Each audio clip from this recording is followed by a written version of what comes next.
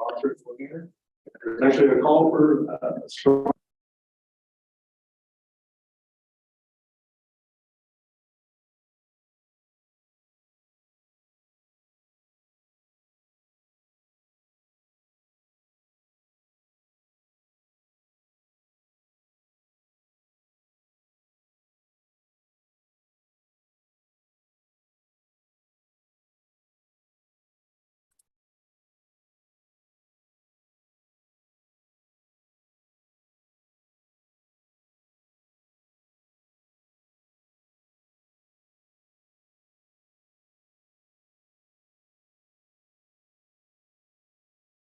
Fantastic result.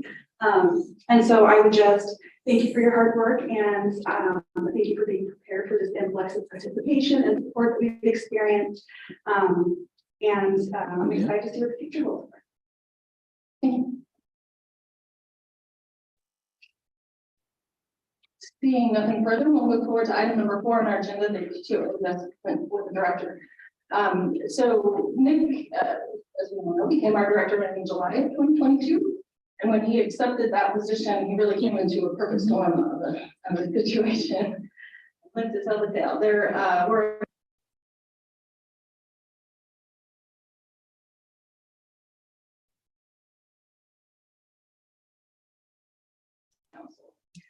so those kind of unusual items in the workflow were layered on top of the typical workflow that comes with stepping into a director role for the first time. Nick has worked really hard to get up to speed in his own role, to address those legal issues and get his leadership team in place and trained. And I know that the trustees appreciate his dedication and commitment. That perfect storm in the workload initially, and Nick has not been able to make use of his PTO time in a meaningful way. I believe it's important for library staff to, including Nick, to take that time off to rest, recharge, and spend time with family. And I don't want to discourage that in any way. In fact, I want to encourage that. But Nick's specific situation was really quite unusual, and with the hours accrued just since he became director added to what he already had with an 11-year employee at the district, he's completely maxed out. Not accrual and struggles to stay under the limit. So I do not want Nick to be in the position of losing that benefit, and so I'm asking the board to consider a one-time payout of accrued vacation totaling 160 hours, or about half of his total current balance. My expectation is that this one-time payout would solve the problem. Nick has gotten up to speed on his role. He has his leadership team in place, and so as we move forward into the summer, he'll be able to enjoy time off with his family consistent with our policies. But I think that this is appropriate to sort of solve the problem with this one-time item. This payout will fit within our existing budget capacity, so no adjustments are required there. And I also consulted with our HR legal counsel to confirm there were no concerns from an HR standpoint, and she did not have any concerns with this item in that regard. I'm happy to answer questions, or I would entertain a motion to. Okay. Go ahead, Josh. I move that we approve the one-time disbursement for PTO, monetary form in lieu of the hours off, and highly encourage Nick to take full advantage of that license as the director and other key members of this staff. So then, as presented. Thank you, Josh.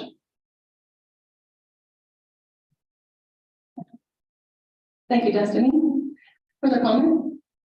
All those in favor? Aye. Aye. Opposed? Motion carries. That brings us to item number 5, a presentation from our business liaison library again.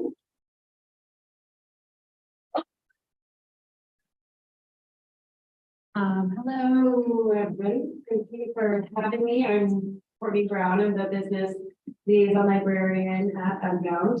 I'm here to talk to you about the entrepreneurial studio program that just concluded for this session. Just talk to you a little bit about it.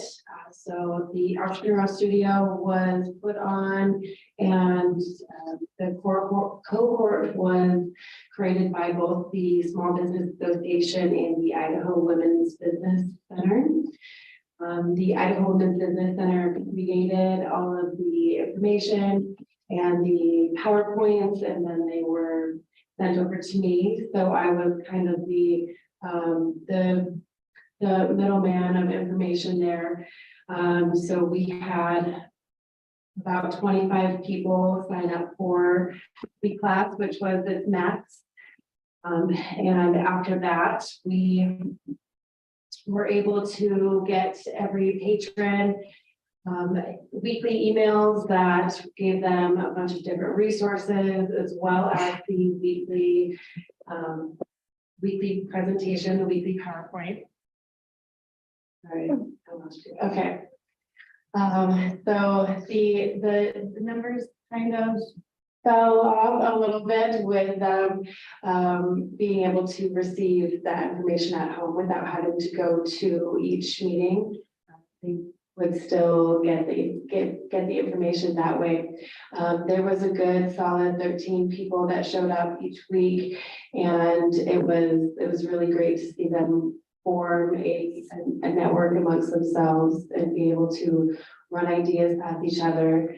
So what started as them being kind of shy and keeping to themselves, it ended with them bouncing ideas off each other, forming partnerships. I'd say it was really, really successful there. Just to kind of give you a rundown, the program was valued at $250 for the 6 week. Usually people will pay $60 to get into the program. Okay. We were able to get this program. Sorry. Keep the handles. Keep the handles. We were able to get the, yeah. Okay.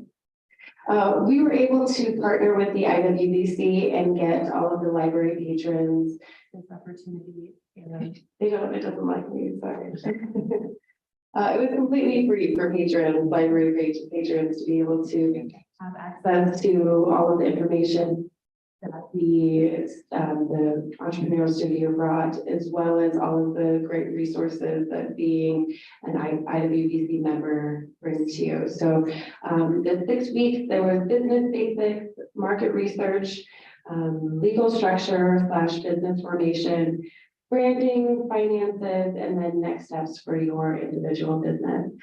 So it was a really great program. We hope to continue with this and do another round of it in the summer. With that, we'll probably bring in some extra specialists. I had a couple different specialists this week to talk both finances and legal structure that were. So yeah, that's Entrepreneurial Studio. Thank you. Thank you. Questions for me? Go ahead. Chair, Courtney, how did you publicize this and how will you publicize it in the future? We partnered, like I said, with the IWBC. So not only did they market the 6 week program on their end, but we also did on our end through the events calendar and through our website. Great, sounds like a great program. Thank you. Yeah, I think the value not only to the program itself, but also the network connections amongst the participants, and if there's a way in the future of something, if the program is repeated and connecting that kind of alumni network with the existing or the new students, would add value to it. Are there lessons learned from this go round that would inform you in the future? Absolutely. I will definitely be bringing in, like I said, more specialists each time. That way it gives the participants the extra information from coming in, having somebody that's in the field that this is their specialty versus me that's kind of reading off the slides. And while it gives them all of that great information, it would just be great to have somebody that that's their bread and butter. So while it'll be the same information coming from somebody who, if they have questions, has the expertise to answer those and give them further advice. I think that's where I would move in the future. Excellent, thank you. Additional comments or questions? Go ahead. First, Laura, then you. Madam Chair, Courtney, are there plans to collect any data to see how effective the program was in the future?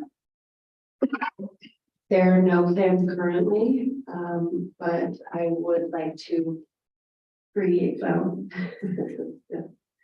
We're still in contact with, I'm calling them, that kind of stuck it out till the end, coming into class.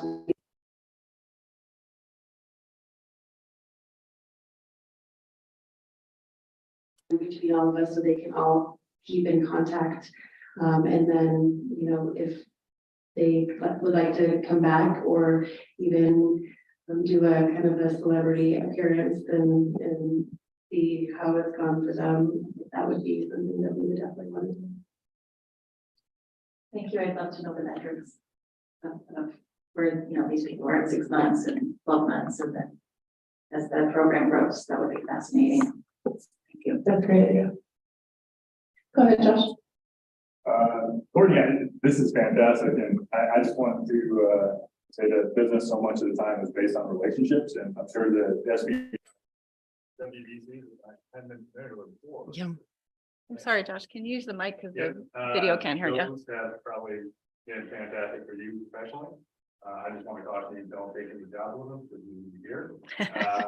And since it was at maximum capacity, I'm guessing that there's a wait list for the next time it comes around, and those people will have priority next time. Well, we will be reposting it, so they will need to get back onto the website and be, register for it. We are looking into different options of having it be both virtual and in person, so that way we could have a higher number. But they will need to go back and register. So I would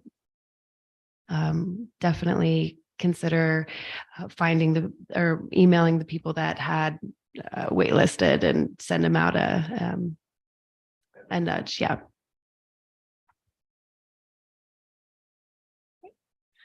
Further questions or comment? Seeing none, we'll move forward to item number 6 on our agenda, presentation from our District Support Services Manager. Jason, thank you for joining us. I probably should have tested this first before I did this. I'm going to give it a shot here, see if I can do the system preferences here. There we go. So my name is Jason. I am the District Support Services Manager for the Meridian Library. Sorry, I've got a little kid next to me. I oversee basically the support side of the library district. It's not updating properly. Or...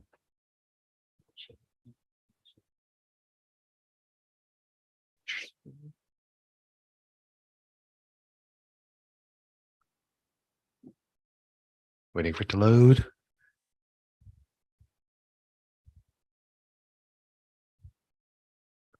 And this is why there's a backup. Can you open up the slide?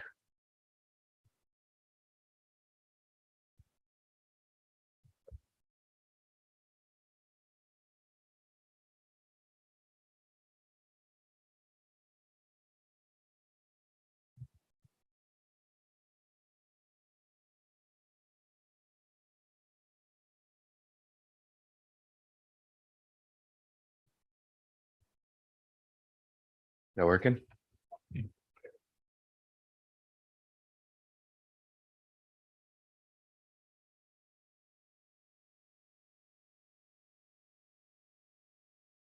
There we go.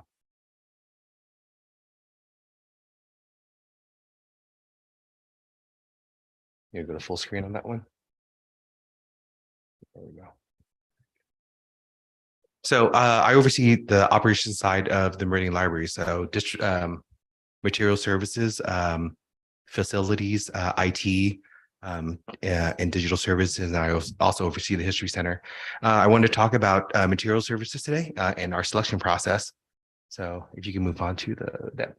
So just a quick overview of just by the numbers. In fiscal year 22, we had 22,000 items that we purchased for the collection. Can you go back? Ready? He's spilling all the beans. 14,000 items, 14,900 items that were weeded. So we remove items from the collection pretty regularly. Some of the classics we don't ever remove, but we do have a process. If a product has been, a book or material has been sitting on our shelves for more than 3 years, that item gets weeded out of our collection. Obviously, exceptions. We have several copies of Bibles and old classics and stuff like that that will never leave our collection. There's always something there for the community to be able to look at. 2022, 1,043,786 total circulation. So folks checking books out either through our physical locations or through home delivery. In terms of digital collection, 35,067 ebooks and audiobooks. I'm personally an audiobook person, so that's what I use. That's the service I use the most. 278,000, I'm sorry, 706 digital downloads. So that is materials people get. So far this year, we've added almost 12,000 items to our collection, 4,600 digital items, and we've circulated 435,000 items so far this year. So the selection process, I know it's one of those things people ask about.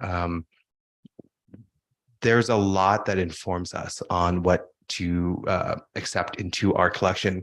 The biggest one we get is recommendations from our distribution partner. Ingram Micro sends us lists of books that are popular, books that are recommended by the publisher. It's really no different than the record industry or the movie industry informing theaters and radio stations what to play.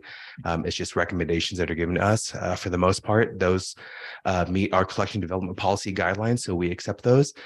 We look at peer-reviewed journals, publications. That's the second largest source of where we get our books. The other one is patron recommendations. Last year in fiscal 2022, we've got 1,800 requests for materials. A lot of it's homeschool material. We're a huge source for the homeschool community. So we get those requests. Of those requests, we filled almost 1,200 of those by purchasing the material outright. And then in instances where the material is just no longer available or no longer in publication or hard to get, we fill it through other library sources within the consortium. Those 378 of those. The other thing we get is the waiting list hold times.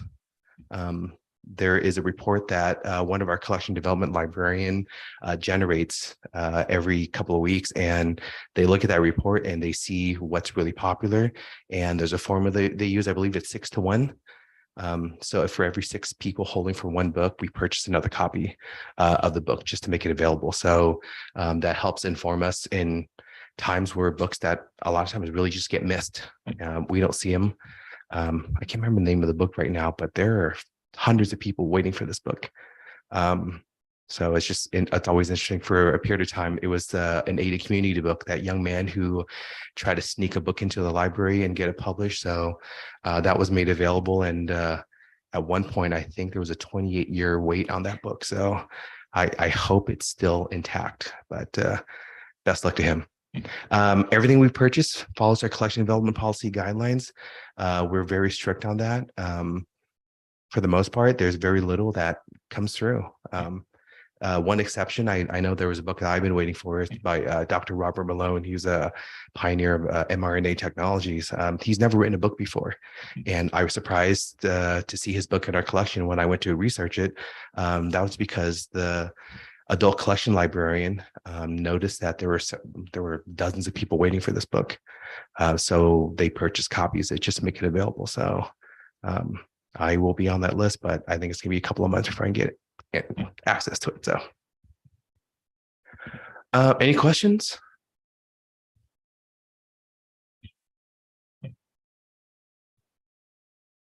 I'm sure. Go ahead, Jeff. Jason, on the waiting list hold times, or the waiting list the 6 to 1 ratio you mentioned, does that include other libraries in the consortium? Like, for example, if you're looking at all of the holds throughout the a Yeah. system to say, what are the popular books that we should order more of? Yeah, we look at, as a consortium, we have an agreement to make sure that we are making sure patrons aren't waiting 9-10 months for a book. If there's huge demand for books, we all look at it together, and there's an agreement. Now for us, again, I apologize, I don't remember the name of that book off the top of my head, but we own 20 some copies of this book. So at that point, we do look to our other consortium partners and say, hey, you folks need to pick up the slack and, start ordering this book so that wait time drops. That was my next question. Yeah. Thank you. Okay. Thank you. Other questions? So I'm interested in the weeding process, and so a book doesn't have any activity over a 3-year period. And I just think about with 20,000 books coming into the collection each year, if there's not community interest in a material, it has to come off the shelf just to make room for that new material. Yeah, I mean, that's really the worst kept secret is if you ignore a book, it just goes away. For the most part, we weed it out of our collection. There just isn't room. I mean, people are publishing stuff, 20,000 books. People are publishing stuff every day, every month, every year. And, Cherry Lane, we're limited by space. So that's just one of the things that we have to keep an eye on is just weeding these materials out of our collection. Mm-hmm. So, and there are instances where we, a patron community member brings a book to our attention that has poor grammar, things like that, and doesn't meet our collection development policy guidelines. So we weed those out as well. Great. Thank you. Additional questions or comments? Well, thank you, Jason. Thank you. All right, that brings us to item number 7, our agenda, future agenda items. So of course, we will bring back the service charges policy. Thank you. Policy at a future meeting. We had to table that item this evening, and I look forward with a great deal of excitement to talking about the South Branch in the future. I'm thrilled to see that design process is underway, and we're very excited to be moving that project forward. That is one of the projects that we are to build with the levy funds that were approved in 2019. Other items from the trustees for future agenda? Madam Chair. Destiny? I don't mean to make our meetings overly long, but I very much enjoyed the presentations we heard today. And I would be in favor of hearing something like that regularly during meetings, just so that we can talk about the good work that we're doing and kind of hear what progress has looked like. And just for us newer trustees also, I think it helps to familiarize us with what's going on. So thank you. Thank you. I appreciate that. I would echo that sentiment. I think there's so much activity in the library. It's helpful to hear that from time to time. Others? Madam Chair, I'm excited to learn about, and I know it's getting time and we'll hear this, but I'm looking forward to learning about our summer programs. Thank you. Summer reading kickoff is June 1st. June 1st, it's a Thursday. All right. Seeing no other comments from the trustees.